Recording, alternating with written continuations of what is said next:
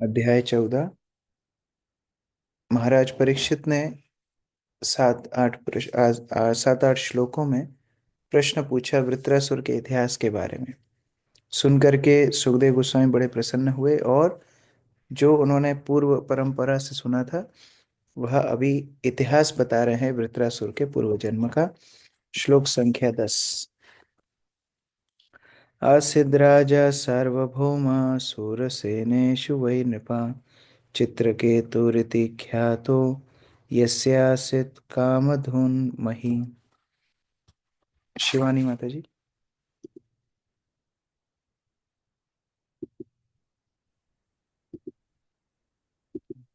हे राजा परीक्षित, शूरसेन प्रदेश में चित्रकेतु नाम का एक चक्रवर्ती राजा था जो सारी पृथ्वी पर शासन करता था। उसके राज्य में पृथ्वी से जीवन की समस्त आवश्यक वस्तुएं उत्पन्न होती थी। हरे कृष्णा प्रभु जी, दंडवत चक्रवर्ती प्रणाम। राजा अर्थात जो ससागरात जो सागरों के समेत सारी भूमि के राजा होते थे उनको चक्रवर्ती सम्राट बोला जाता था। तो चित्रकेतु सार्वभौम मतलब सारे भूमंडल के राजा थे और ऐसे धर्मपरायण राजा थे जिनकी राज्यकाल में किसी को कोई असुविधा कमी नहीं थी। तात्पर्य जय माता जी। यहाँ पर सबसे महत्वपूर्ण कथन यह है कि राजा चित्रकेतु के राज्यकाल में पृथ्वी समस्त आवश्यक वस्तुएं उत्पन्न करती थी। जैसा कि श्री ईशोपनिषद में कहा गया है, ईशावास्यमिदं सर्वं यत् किंचित जगत्याम जगत तेन तक्तेन भुंजिता माँ ग्रत कस्य स्विद्धनम। इस ब्रह्मांड में जड़ चेतन जो कुछ भी है वह श्री भगवान द्वारा नियंत्रित है और उन्हीं की संपत्ति है। अतएव मनुष्य को अपने लिए उन्हीं आवश्यक वस्तुओं को ग्रहण करना चाहिए जो उसके हिस्से के रूप में अलग रखी गई है, और ऐसा जानकर दूसरे की वस्तुओं को स्वीकार नहीं करना चाहिए। परम नियंता भगवान श्री कृष्ण ने इस भौतिक जगत की सृष्टि की, जिनमें किसी प्रकार का अभाव नहीं है और जो हर प्रकार से पूर्ण है। श्री भगवान समस्त जीवात्माओं की आवश्यकताओं को पूरा करते हैं। ये आवश्यकताएं पृथ्वी से उत्पन्न होती हैं, अतः पृथ्वी ही पूर्ति का स्रोत है। जब शासक अच्छा होता है तो इस स्रोत से जीवन की आवश्यकताएं प्रचुरता से उत्पन्न होती हैं, किंतु जब शासक योग्य नहीं रहता तो इनका अभाव रहता है। काम दुख शब्द का यही महत्व है। श्रीमद् भागवत में अन्यत्र भी कहा गया है, कामम ववर्ष पर्जन्य सर्व काम दुगामहि। महाराज युधिष्ठिर के राज्य में बादल मनुष्य की आवश्यकता अनुसार वर्षा करते थे और पृथ्वी मनुष्य की आवश्यकता वस्तुएं प्रचुर मात्रा में उत्पन्न करती थी। हमें अनुभव है कि कुछ ऋतुओं में वर्षा प्रचुर उत्पादन करती है तो कुछ में अभाव रहता है। पृथ्वी की उर्वरता पर हमारा कोई नियंत्रण नहीं है, क्योंकि उस पर पूर्ण पुरुषोत्तम भगवान का पूर्ण नियंत्रण होता है। अपनी आज्ञा से ईश्वर पृथ्वी से कम या अधिक अन्न अधिक उत्पन्न करवा सकते हैं। यदि कोई पवित्र राजा शास्त्रों के आदेश के अनुसार पृथ्वी पर शासन करता है तो नियमित वर्षा होती रहती है, जिससे सभी मनुष्यों के लिए प्रचुर उत्पादन होगा। तब किसी प्रकार के शोषण का प्रश्न ही नहीं उठेगा, क्योंकि उस सबके पास प्रचुर अन्न होगा। तब कालाबाजारी तथा अन्य अपराध स्वमेव बंद हो जाएंगे। जब तक शासक में आध्यात्मिक योग्यताएं नहीं होती, तब तक मात्र पृथ्वी पर शासन करने से मनुष्य की समस्याओं का समाधान नहीं हो सकता। उसे महाराज युधिष्ठिर, महाराज परीक्षित या रामचंद्र श्री रामचंद्र के समान होना चाहिए। तभी देश के समस्त निवासी नितांत सुखी होंगे। तो केवल अगर किसी की शासक बनने की इच्छा हो और केवल उसको शासन चलाना आता हो तो जरूरी नहीं है कि वो सबकी आवश्यकताओं को पूरी कर पाएगा। लेकिन धर्मपरायण होगा तो भगवान की कृपा से प्रकृति उसका सहयोग करेगी। हमने पृथु महाराज के उदाहरण में भी देखा था कि जब वेण जैसे अत्याचारी या पाप पापपूर्ण राजा होते हैं तो पृथ्वी अनाज इत्यादि देना बंद कर देती है। पृथु महाराज जैसे धर्मपरायण होते हैं तो पृथ्वी सब कुछ देना शुरू करती है। तो प्रकृति केवल और केवल अभी तक इसीलिए अपने उपादान प्रदान कर रही है क्योंकि कुछ ना कुछ शुद्ध भक्त इस पृथ्वी पे अभी भी उपस्थित है। अन्यथा ये सब देना पृथ्वी के लिए असंभव हो जाता है। तो यहाँ पर चित्रकेतु धर्मपरायण राजा है। सब तरह की आवश्यकताएं प्रकृति पूरा कर रही है। तस्य भार्या सहस्राणां सहस्राणि दशा भवन् शान्ता सन्तानि कश्चापि नृपो नालेभे तासु सन्ततिम्। सुनीता चौधरी माता जी। हरे कृष्ण प्रभु। राजा चित्रकेतु को 1 करोड़ पत्नियां थीं और यद्यपि वह संतान उत्पन्न करने में समर्थ था, किंतु उनसे उसे कोई संतान प्राप्त नहीं हुई। संयोगवश सभी पत्नियां बांझ थीं। 1 करोड़ शादियां चित्रकेतु ने की, और दुर्भाग्य ऐसा था कि एक से भी उनको कोई संतान प्राप्त नहीं हुई। रूपो रूपौदार्यवयो जन्म विद्वैश्वर्य श्रियादिभिः संपन्नस्य गुणैः सर्वैः चिंता बंध्या पतेरभूत्। मोनिका माता जी।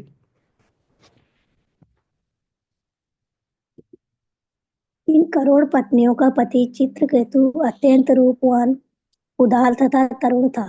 वह उच्च कुल में उत्पन्न हुआ था। उसे पूर्ण शिक्षा प्राप्त हुई थी और वह संपत्तिवान एवं ऐश्वर्यवान था। फिर भी इन समस्त गुणों के होते हुए किंतु कोई पुत्र न होने से वह अत्यंत चिंता युक्त रहता था। हरे कृष्ण प्रभु। तो संतान प्राप्त ना होने के कारण जितने भी उसके पास ऐसे साधन थे जिससे वो सुखी हो सकता था, वो सब निरर्थक हो गए। तो भौतिक संसार में एक चीज अवश्य होती है, कुछ ना कुछ कमी व्यक्ति के जीवन में होती है। जो सुंदर होता है तो उसके पास कुछ और नहीं होता, कोई धनवान होता है तो कोई और कमी होती है, धन होता है तो कुछ कुछ ना कुछ कमी व्यक्ति के जीवन में हमेशा ही होगी। ये भौतिक संसार का, मटेरियल वर्ल्ड का एक एक विशेष गुण है कि कुछ ना कुछ कमी हमेशा होगी। क्योंकि अगर हम इसे कारागृह कहते हैं तो कारागृह में दुख होना है, और दुख होने के लिए कुछ ना कुछ कमी होना है।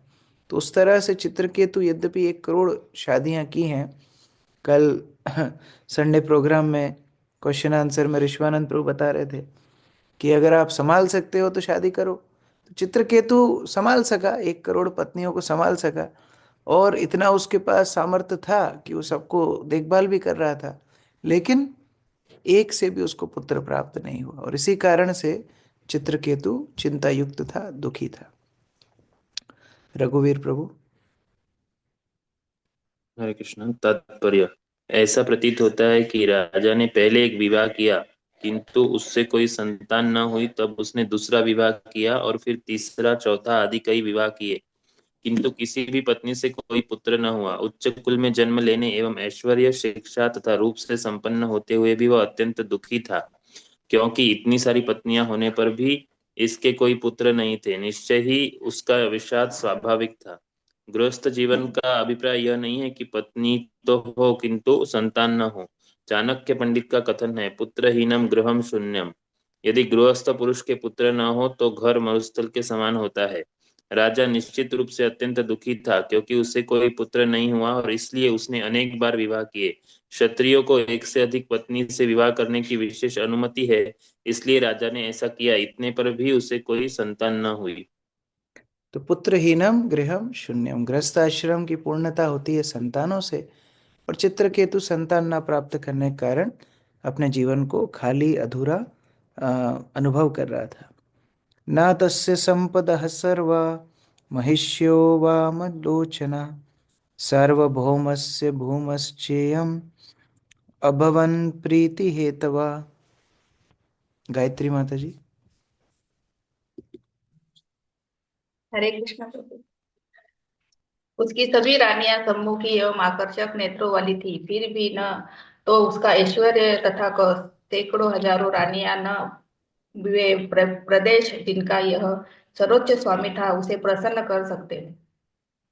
तो सारी सुंदर पत्नियां, बहुत बड़ा राज्य, सार्वभौम इत्यादि सभी से वो नाखुश था, क्योंकि कोई संतान नहीं थी। तस्यैकदा तु भवनम् अंगिरा भवना भगवान ऋषि लोकान् अनुचरन् एतान् उपागच्छति दृच्छया। उसी समय एक विशेष कृपा उसके पास होती है कि अंगिरा ऋषि राज्य में आते हैं। मुकुल प्रभु। एक बार समस्त ब्रह्मांड में विचरण करते हुए अंगिरा नामक शक्तिशाली ऋषि अकस्मात अपनी शुभेच्छा से राजा चित्रकेतु के महल में पधार। तं पूजयित्वा विधिवत् प्रत्युत्थानानभिः कृताथियम् उपासीदत् सुखासीनं समाहिता। अदिति माता जी। चित्रकेतु तुरंत ही अपने सिंहासन से उठकर खड़ा हो गया और उनकी अर्चना की।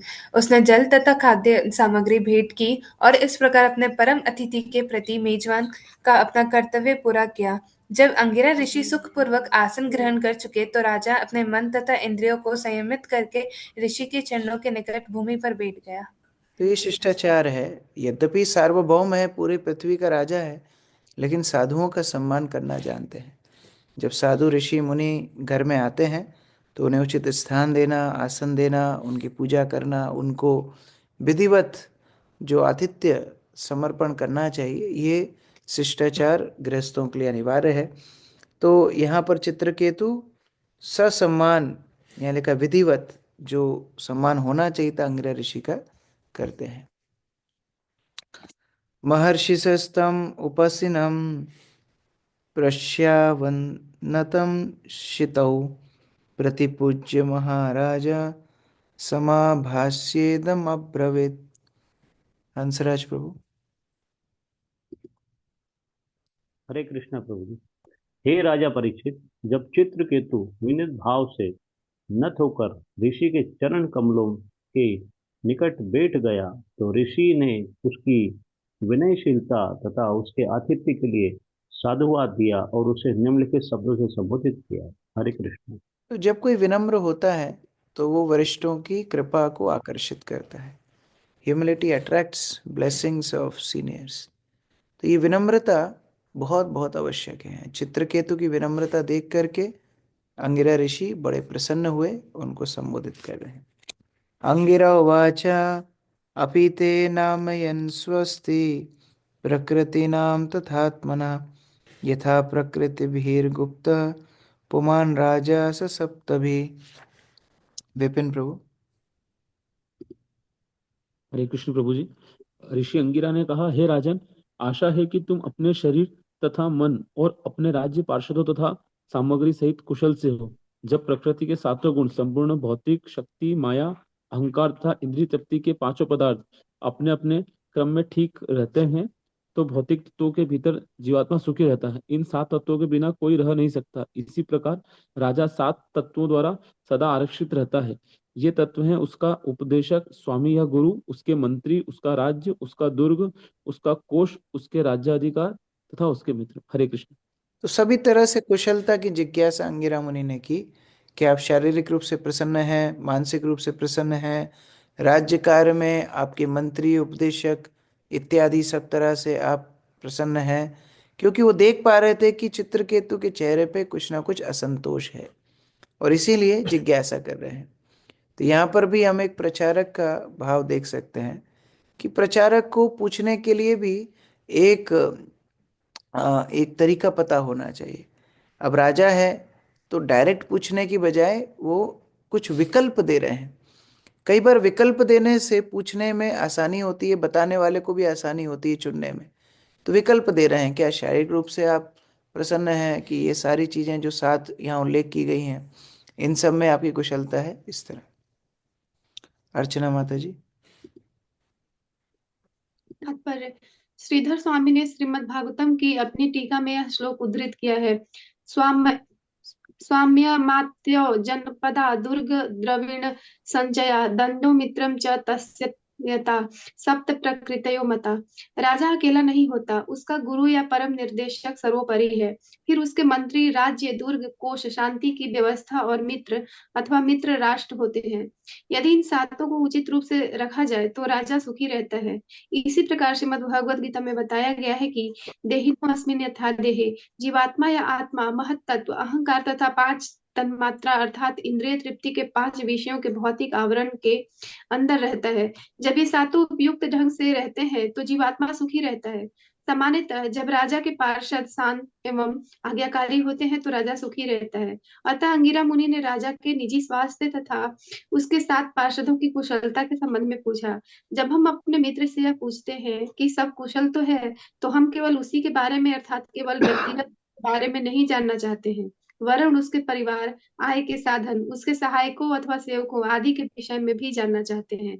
जब ये सब कुशलता से रहते हैं तभी मनुष्य सुखी हो सकता है। तो हम देखते हैं जब दशम स्कंद में भी आता है, जब वसुदेव और नंद महाराज की भेंट होती है भगवान के जन्म के बाद, तो वसुदेव भी नंद महाराज से इस तरह प्रश्न पूछते हैं कि मित्रता में इस तरह कुशलता के लिए प्रश्न पूछे जाते हैं कि ब्रजवासी कैसे हैं, गाय कैसी हैं, बछड़े कैसे हैं, सभी ब्रज के रहने वाले कुशल से तो रह रहे हैं। ये सारी चीज़ें सामान्यतः कुशलता के लिए पूछी जाती हैं। तो ये एक मित्रता की निशानी है। मित्र को ऐसा नहीं कि केवल अपने स्वार्थ के लिए बातचीत करना चाहिए। अगर आप रियली किसी के हितैषी हैं तो फिर उनकी कुशलता के विषय में विस्तार से जिज्ञासा करना ये बहुत महत्वपूर्ण है। आत्मानं प्रकृति श्रद्धा निधाय श्रेयनु अपनुयात् राज्ञा तथा प्रकृतयो नरदेवाहितादयः। नीतू माता जी। हरे कृष्ण प्रभु जी। हे राजन, हे मानवता के ईश, जब राजा अपने पार्षदों पर प्रत्यक्षता आश्रित रहता है और उनके आदेशों का पालन करता है तो वह सुखी रहता है। इसी प्रकार जब पार्षद राजा को भेंटें प्रदान करते हैं और उसकी आज्ञाओं का पालन करते हैं तो वे सभी सुखी रहते हैं। हरे कृष्ण प्रभु जी।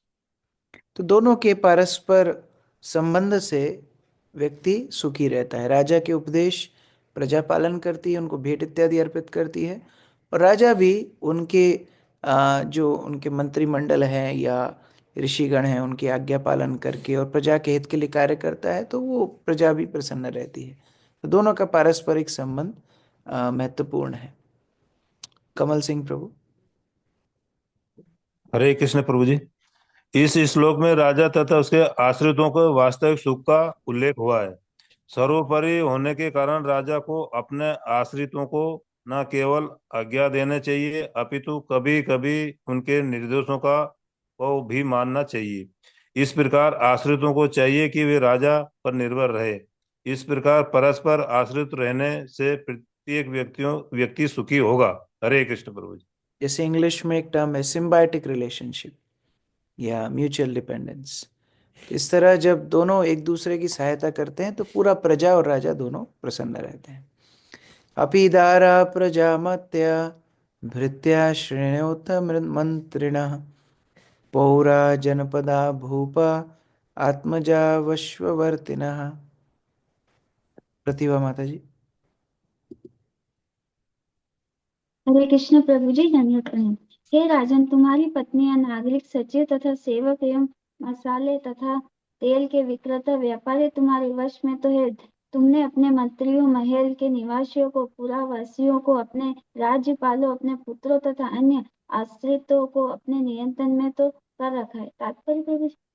तो आपको भी ये अनुभव होगा कि जब आप किसी को प्रश्न पूछते हो और कुछ विकल्प देते हो तो उसके हाव भाव से पता पड़ता है कि वो विकल्प नहीं है जो आप बात कर रहे हो। इसका ही बच्चों को भी हम लोग पूछते हैं ना कि क्या खाना है, तो बोलते हैं रोटी खाना है, तो वो कुछ हाव भाव नहीं दिखाएगा, मतलब रोटी नहीं खाना है।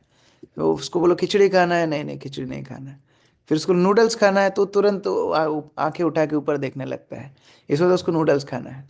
तो उसी तरह एक गुरु का कार्य होता है। पूछ रहे हैं तो विकल्प दे रहे हैं, अभी कुछ समझ में नहीं आ रहा है चित्रकेतु के हाव भाव से, तो आगे और विकल्प दे रहे हैं। क्या वैश्य समाज आपके उसमें तो है, नियंत्रण में तो है, मंत्री इत्यादि, राज्यपाल, पुत्र इत्यादि सब जो जो कुछ आपके नियंत्रण में होना चाहिए वो सब क्या आपके नियंत्रण में है, ऐसा पूछ रहे हैं। रानू माता जी।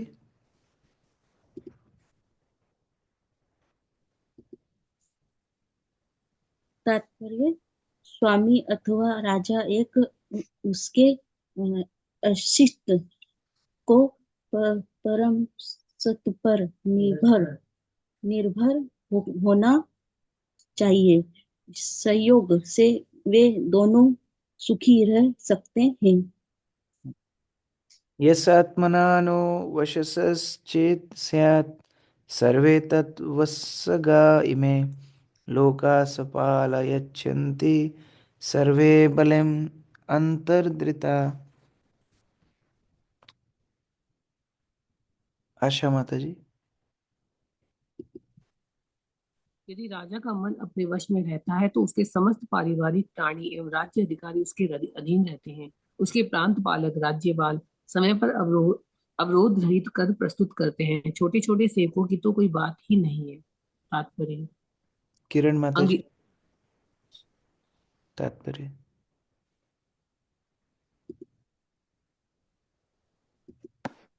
हरे कृष्णा। अंगिरा मुनि ने राजा से पूछा कि उसका मन तो उसके वश में है, सुखी रहने के लिए यह नितांत अनिवार्य है। तो अभी जो स्थूल चीजें हैं, अब स्थूल से थोड़ा सूक्ष्म पे जा रहे हैं। ठीक है, बाहर से सब ठीक है, तो मन खराब है शायद, तो मन के विषय में अब बात कर रहे हैं। आत्मनः प्रीयतेनात्मा परतः स्वतः एव वा लक्ष्ये लब्धः कामं त्वं चिंतया सबलम मुखम। विनोद प्रभु। हरे कृष्ण प्रभु जी, प्रणाम। श्री सुखदेव गोस्वामी ने कहा, हे इसके राजा परीक्षित इसके जी, पहले हे राजा चित्रकेतु, मैं देख रहा हूँ कि तुम्हारा मन संतुष्ट नहीं है। ऐसा प्रतीत होता है कि तुम्हें वांछित लक्ष्य प्राप्त नहीं हो पाया है। क्या ये स्वतः तुम्हारे अपने कारण अथवा अन्य किसी कारण से हुआ है? तुम्हारे पीले मुख से तुम्हारी गहरी चिंता झलकती है। हरे कृष्ण प्रभु। तो अभी इतना तो समझ में आ गया कि भाई ये कोई वस्तु नहीं है, मन ही खराब है। तो उन्हें बोला कि अब आपके मन को मैं असंतुष्ट देख रहा हूं, तो इसका क्या कारण है। एवं विकल्पितो राजन विदुषा मुनिना मुनिनापि सह प्रश्रयावन नतोभ्याय प्रजा कामस्ततो मुनिम। अनीता साहू माता जी।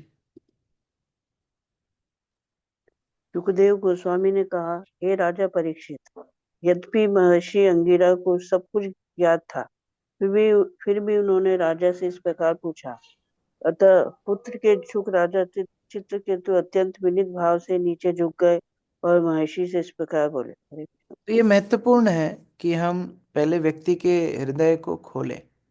विकल्पिता मतलब प्रश्न पूछना, विकल्प दे दे करके या अन्यथा ऑप्शंस दे करके। और जब व्यक्ति थोड़ा खुल करके बातचीत करना शुरू करता है, तो फिर जो उपदेश उसको दिए जाते हैं वो उसके हृदय में प्रवेश करते हैं। अंगिरा मुनि यद्यपि जानते थे, सभी लोग जानते थे, 1 करोड़ विवाह कोई छुपा करके थोड़े किए थे। तो सभी लोग जानते थे इतने विवाह किए हैं, फिर कोई संतान नहीं है, तो वही कारण है। लेकिन फिर उनके मुख से सुनना चाहते हैं। यामिनी माता जी। तात्पर्य, चूंकि मुख मन का दर्पण है, अतः साधु पुरुष किसी भी व्यक्ति के मुख को देखकर ही मन की दशा जान लेते हैं।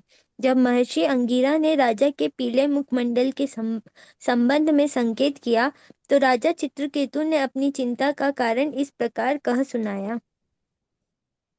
चित्रकेतुर्वाच भगवन् किं न विदितं तपोज्ञानसमाधिभिः योगिनां ध्वस्तपापानां बहिरन्तः शरीरिषु। भूमिका माता जी। राजा चित्रकेतु ने कहा, हे महाप्रभु अंगिरा, तपस्या, ज्ञान तथा दिव्य समाधि से आप पापमय जीवन के समस्त बंधनों से मुक्त हैं। अतः आप सिद्ध योगी के रूप में हम जैसे बद्ध जीवों के अंदर और बाहर की प्रत्येक बात को जान सकते हैं। ये शिष्टाचार है कि जब कोई बहुत उन्नत व्यक्ति से या भगवान के सामने बोला जाए, तो सर्वप्रथम उनका गुणगान किया जाए। डायरेक्ट अपनी बात रखने से पहले अपनी कृतज्ञता को अर्पित करना आवश्यक है। क्योंकि कृतज्ञता से आप सबसे पहले एक रोड तैयार कर रहे हो, जिसके ऊपर आप अपने वक्तव्य को रख सकते हो, चला सकते हो। तो ये राजा चित्रकेतु बता रहे हैं कि किस तरह आप आत्मसंयमी हैं, आपने हर तरह से सिद्धि प्राप्त की है, और केवल आप जैसे सिद्ध योगी ही हमारे जैसे बद्ध जीवों के हृदय की बात जान सकते हैं। तथापि पृच्छतो ब्रूयान् ब्रह्मन्नात्मनि चिंतितम् भवतो विदुषश्चापि चोदितस्त्वत् अनुज्ञया। पिंकी माता जी। हरे कृष्ण प्रभु, दंडवत प्रणाम। हे परम आत्मन, आप सब कुछ जानते हैं, तो भी आप मुझसे पूछ रहे हैं कि मैं चिंता से पूर्ण क्यों हूँ। अतः मैं आपकी आज्ञा के प्रत्युत्तर में कारण को प्रकट कर रहा हूँ। हरे कृष्ण। लोकपालैरपि प्रार्थ्या साम्राज्येश्वर्य संपदा नानन्दयन्तः प्रजं मां शुतत्रितकाममिवापरे। नमिता माता जी।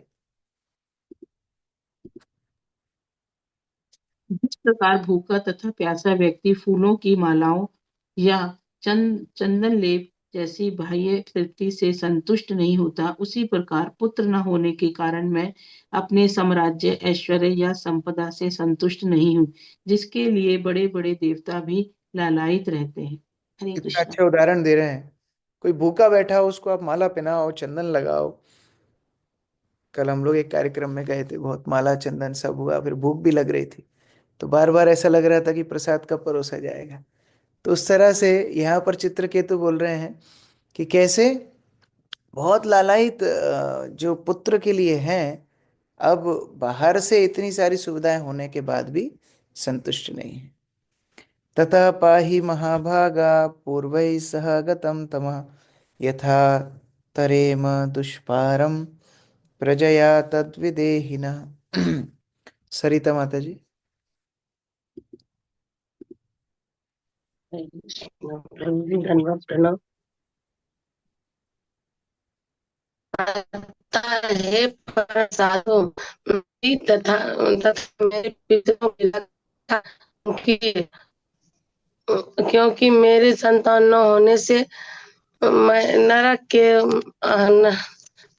के अंधकार में धंसते जा रहे हैं। कृपया कुछ ऐसा करें जिससे मुझे पुत्र प्राप्त हो, जो हम सबों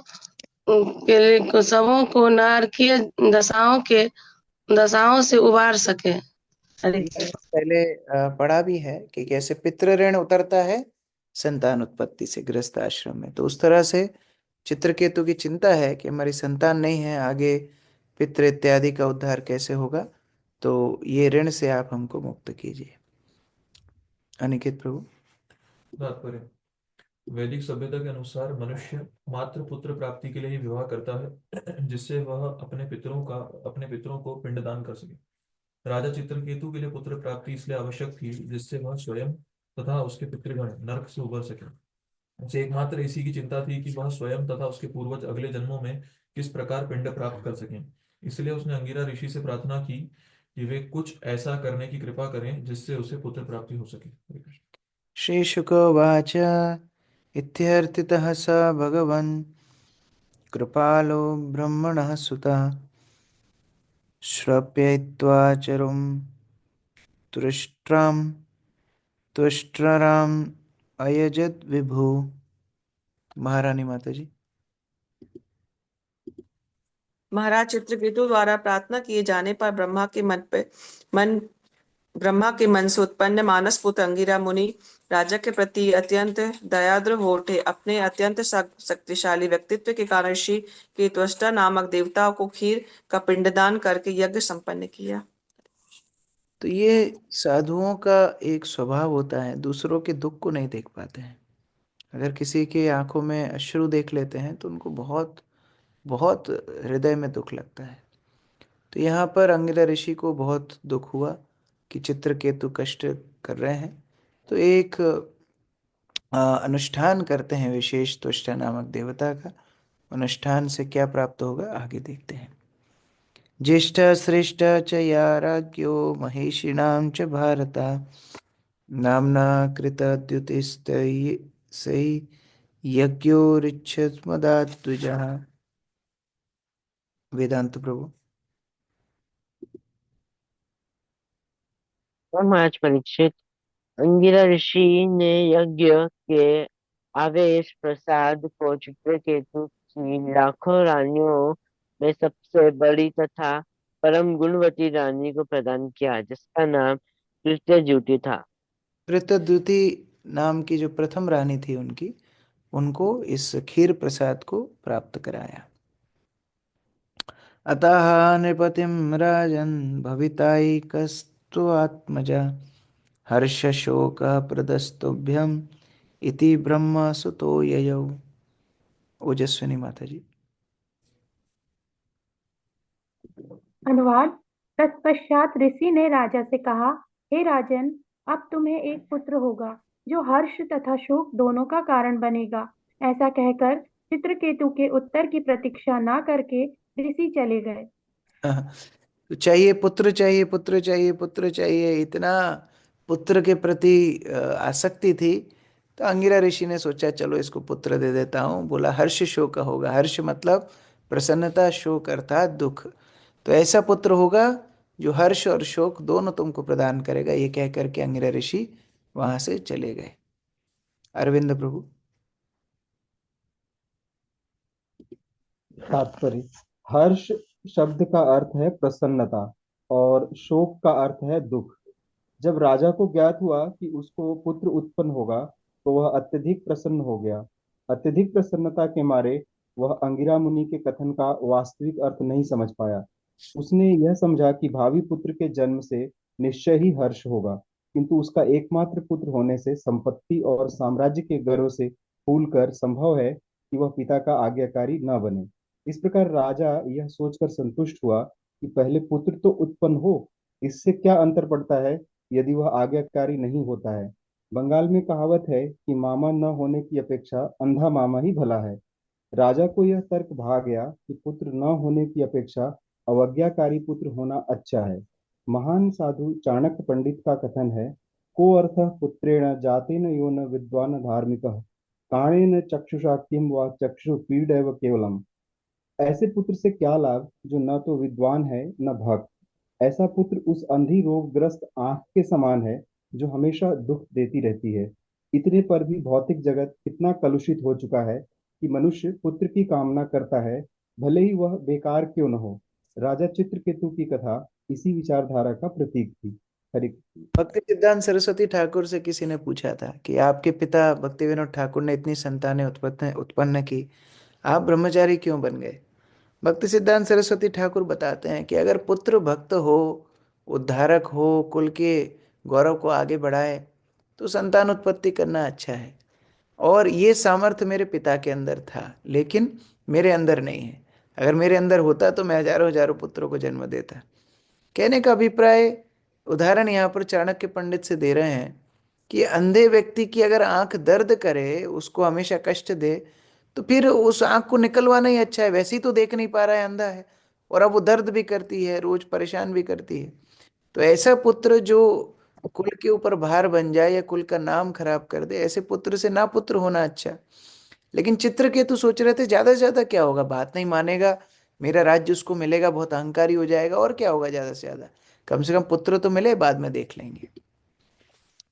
सापि तत्प्रसानादेव चित्रकेतुरधारयत् गर्भं कृत्य द्युतिर्देवी कृत्तिकाग्नेरिवात्मजम्। गौरी शंकर प्रभु। अंगिरा द्वारा संपन्न यज्ञ के अवधेश को खाकर प्रतिद्युति ने चित्रकेतु के वीर्य से उस प्रकार गर्भ धारण किया जिस प्रकार कृतिका देवी ने अग्नि के से भगवान शिव का वीर्य प्राप्त करके स्कंद कार्तिकेय नामक पुत्र को गर्भ में धारण किया था। तो अभी इस प्रसाद के माध्यम से कृतद्युति ने गर्भ धारण किया, गर्भवती हुई। तस्यानुदिनं गर्भः शुक्ल पक्षाय वोदुपः ववृद्धे शूरसेनेशा तेजसा सनकैर्नपा। रेखा माता जी। हे राजा परीक्षित, शूरसेन के राजा महाराज चित्रकेतु के वीर्य से कुटद्युति का गर्भ उसी प्रकार क्रमश बढ़ने लगा जिस प्रकार शुक्ल पक्ष में चंद्रमा बढ़ता जाए। हरे कृष्ण। अथ काल उपावृत्ते कुमारा समजायत जनयशूरसेनानां शृण्वतां परमामुदम्। प्रकल्प प्रभु। हरे कृष्ण प्रभु जी, दंडवत प्रणाम। के समस्त अधिक के समस्त वासी तदंतर तदंतर तदंतर समय आने पर राजा के पुत्र उत्पन्न हुआ। इस समाचार को सुनकर शूरसेन देश के समस्त वासी अत्यधिक प्रसन्न हुए। હું નઈલું પેલા हृष्टो राजा कुमारस्य स्नाता शुचिरलापिता वाचयित्वा शिशो विप्रै कारयामास जातकम्। मनीषा माता जी। राजा चित्रकेतु विशेष रूप से प्रसन्न थे। स्नान करके पवित्र होकर तथा आभूषणों से सज्जित होकर उन्होंने विद्वान ब्राह्मणों से स्वस्ति वाचन और आशीर्वाद लेकर पुत्र का जातकर्म संस्कार करवाया। तो अभी पुत्र प्राप्ति हुई। पुत्र प्राप्ति के बाद जात संस्कार हुआ। तेभ्यो हिरण्यम रजताम वासांसी आभरणानि च ग्रामं हयान गजान प्रादात धेनुनाम अर्बुदानि षट्। आरती सोमानी माता जी।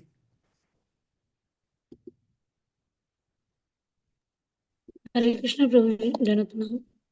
राजा ने इस अनुष्ठान में भाग लेने वाले समस्त ब्राह्मणों को दान में सोना, चांदी, वस्त्र, आभूषण, गांव, घोड़े, हाथी और 60 करोड़ गौएं दी। हरे कृष्ण, धन्यवाद। खूब प्रसन्न तो था ही, क्योंकि इतने मुश्किल से संतान प्राप्त हुई। खूब दान दक्षिणा सबको बांट रहा है। ब्रवर्ष कामनने येषां पर्जन्य एव देहिनां धन्ययां यस्यसाम् आयुष्यं कुमारस्य महामनः। मनीष प्रभु।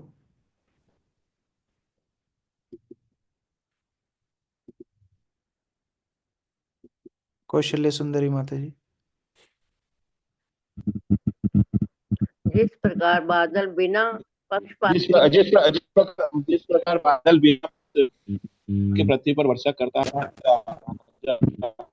चित्रकेतु ने अपने पुत्र के यश, ऐश्वर्य तथा आयु की वृद्धि के लिए सबको मुंह मांगी वस्तुएं तो दी।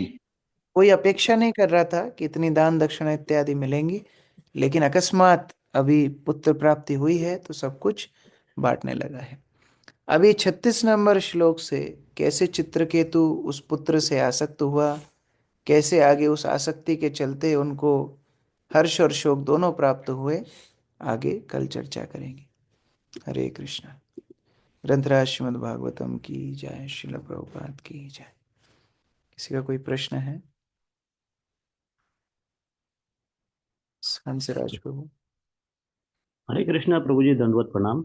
प्रभु जी, पिंडदान जो करते हैं तो अब जो मृत्यु के बाद जो जाते हैं ऊपर, तो उनका जन्म तो हो चुका होता है, तो यहाँ से पिंडदान उनको मिलता है क्या पूरा? मतलब जैसे अभी तो हम भी किसी के अपने क्या पितर रहे होंगे। हाँ, सबको तुरंत शरीर नहीं मिलता है। ये हम लोग पहले भी चर्चा किए हैं। वो लोग पितृलोक में जाते हैं और वहां पर कुछ समय पर उनको रखा जाता है जब तक पिंडदान इत्यादि चलता रहे। और क्योंकि हमारे 6 महीने उनके एक दिन के समान होते हैं और हमारे 6 महीने फिर उनकी एक रात के समान, तो एक साल में किया गया पिंडदान उनको एक दिन मिलता है। एक तरह से एक दिन उनको पितृलोक में रहने के लिए मिलता है। हम एक साल अगर उनको पिंडदान करेंगे तो उनको एक दिन वहां रहने के लिए मिलेगा। तो इस तरह से अब मान लो कोई 60 साल तक पिंडदान करता है तो उनको 2 महीने ही वहां रहने के लिए मिलेगा। ऐसा कुछ कैलकुलेशन है और उसके बाद फिर उनको अगला जन्म मिलता है। तो ये सारे कैलकुलेशंस अलग अलग जीव के हिसाब से होते हैं। अगर कोई ज्यादा धर्मात्मा है तो उसको तुरंत फिर अगला शरीर मिल जाता है। मनुष्य जीवन जो गीता में भगवान ने बोला है, योग भ्रष्ट योगी को अगला जन्म मिल जाता है। और कोई भक्त है तो भगवत धाम चला जाता है, तो उसके लिए फिर पिंडदान इत्यादि की आवश्यकता ही नहीं रहती। लेकिन फिर भी अब हमको तो निश्चितता नहीं है कि हमारे पूर्वज कहाँ हैं, इसलिए पिंडदान इत्यादि लोग करते ही हैं, क्योंकि उनको निश्चितता नहीं है कि कहाँ पर वो है। तो प्रभु जी, अभी जैसे उनको पता नहीं है, निश्चितता नहीं है, तो वो फिर भी करते रहेंगे, मतलब वो चलता रहेगा क्रम ही ऐसे ही। हाँ, ये कर्तव्य है, तो इसमें साल में एक बार करना। और मुख्यतः वैष्णव लोग भगवान का महाप्रसाद को अर्पित करते हैं, जिससे उनको पिंड तो मिले लेकिन प्रसाद के रूप में मिले, तो उनको सदगति हो, आध्यात्मिक उन्नति हो, उस तरह। थैंक यू प्रभु जी। हरे कृष्ण, धन्यवाद प्रणाम। इसके भी अलग अलग आयोजन होते हैं। जैसे अद्वैत आचार्य स्वयं जो पंच तत्व में है, वो श्राद्ध इत्यादि जो करते हैं तो वैष्णवों को भोजन कराते हैं। हरिदास ठाकुर इत्यादि वैष्णव को भोजन कराते हैं। वो ये बोलते हैं कि अगर मैं वैष्णवों को भोजन कराऊंगा तो ये अपने आप मेरे पूर्वज इत्यादि सबको उन्नति मिलेगी। तो प्रभु जी, एक और क्वेश्चन है, जात कर्म क्या होता है ये? आया था दत्त क्वेश्चन जात कर्म से। संस्कार पहले जो नाल होती थी माता और शिशु को जोड़ने वाली, जी। उसको काटने का एक संस्कार होता है, जात संस्कार। उस समय पर ब्राह्मणों को बुलाया जाता था। अभी तो डॉक्टर सिस्टर ही हॉस्पिटल में काट कूट देती हैं, जात संस्कार होता नहीं है। पहले उस तरह होता था। जी। थैंक यू प्रभु जी, हरे कृष्ण, धन्यवाद प्रणाम। आरती माता जी। हरे कृष्ण प्रभु जी, धन्यवाद प्रणाम। प्रभु जी, ये श्लोक नंबर 30 में एक लाइन है ना, जिस प्रकार कृतिका देवी ने शिव जी का वीर, तो ये कृतिका देवी कौन है, ये स्टोरी कौन सी है? मतलब वो तो पार्वती मतलब को कार्तिका, या कार्तिका पार्वती का ही नाम है, कार्तिका देवी अच्छा, पार्वती का ही नाम। ओके। अच्छा, दूसरे प्रभु जी, वो आप वो फैसिलिटेटर पार्ट 1 का मैं आपका सुन रही थी, तो आप बता रहे थे कि ये चैतन्य महाप्रभु ने बोला पहले अपने आसपास के नगर आदि ग्राम में प्रीचिंग करना है, मतलब वहाँ प्रयास करना है। तो प्रभु जी, मैंने मतलब मेरे सोसाइटी में बहुत प्रयास किया, बहुत सारे मतलब कई बार किया, पर लोग इंटरेस्ट नहीं लेते हैं। तो दूसरी जगह तो जाना है। दोनों ही शिक्षाएं हैं। एक तो इंटरेस्टेड लोगों को भी चैतन्य महाप्रभु की उस शिक्षा, हमने ये भी देखा नवद्वीप में उतना प्रचार नहीं हुआ, महाप्रभु ने दक्षिण भारत में किया। तो फिर दूसरी जगह जाके करना चाहिए, शुरुआत कर सकते हैं, फिर अगर नई रिस्पॉन्स आता है तो दूसरी जगह जा सकते जी। प्रभु जी, अभी वैष्णव भोजन की जो बात हो रही थी, तो क्या अभी तो हम तो भक्ति का भी प्रयास कर रहे हैं, शुरुआत ही है। तो कई बार क्या है ना, ऐसा कुछ लोग ऐसे कि जैसे अभी उनके पिताजी शांत हुए, तो जो भोज था तो उसमें क्या अपने पूरे सेंटर के लोगों को इनवाइट किया कि प्रसाद के लिए आना। तो मतलब मेरे प्रभु जी ने मना किया कि अभी हम लोग नहीं प्रसाद ले पाएँगे, ऐसे भी हम ब्राह्मण भी नहीं है और फिर मतलब वैष्णव भी नहीं, तो अपराध लगेगा। तो क्या वो उचित था या अनुचित था? ये जानना चाहिए, प्रसाद लेना चाहिए? अगर भगवान का प्रसाद है तो ले सकते हैं, उसमें कोई दोष नहीं होता। प्रसाद कर्म से मुक्त होता है। अब वो बनाने मतलब वाले बनाने वाले वैष्णव हैं कि नहीं, उसको ठीक से भोग लगा है कि नहीं, ये सारी बातें फिर डिटेल उसमें लागू होती हैं। अगर हलवाई फिर बनाकर भी बना रहा है, ये सब कर रहा है, तो फिर वैष्णव उतना उसमें इंटरेस्ट नहीं दिखाते। 13वीं का वो होता ना, गमी के बाद का प्रसाद। मैं वही बोल रहा हूँ, क्या वो जी। वैष्णवों ने बनाया है और ठीक प्रकार से उसका भोग लगा है, कि वो हलवाई ने बनाया है और उसको चालू ऑफरिंग हुई है? दोनों में अंतर है। तो अगर प्रॉपर वैष्णवों ने उस भोजन को बनाया है और भगवान को अर्पित किया है, तो वो प्रसाद है, फिर उसमें कोई दोष नहीं है, उसको लिया जा सकता है। ठीक है, थैंक यू। मनीषा माता जी। हरे कृष्ण। हरे कृष्ण प्रभु जी, दंडवत प्रणाम। प्रभु जी, जैसे कई लोगों के मुंह से सुना है कि जिनको पुत्र होते हैं तो वो उनके पिता के ऊपर यदि कोई ऋण होता है तभी पुत्र होता है, अदरवाइज फिर बेटियां ही होती हैं अगर कोई ऋण नहीं है पिता के ऊपर। तो क्या ये सच है प्रभु जी? मैंने ऐसा कुछ पढ़ा सुना नहीं है।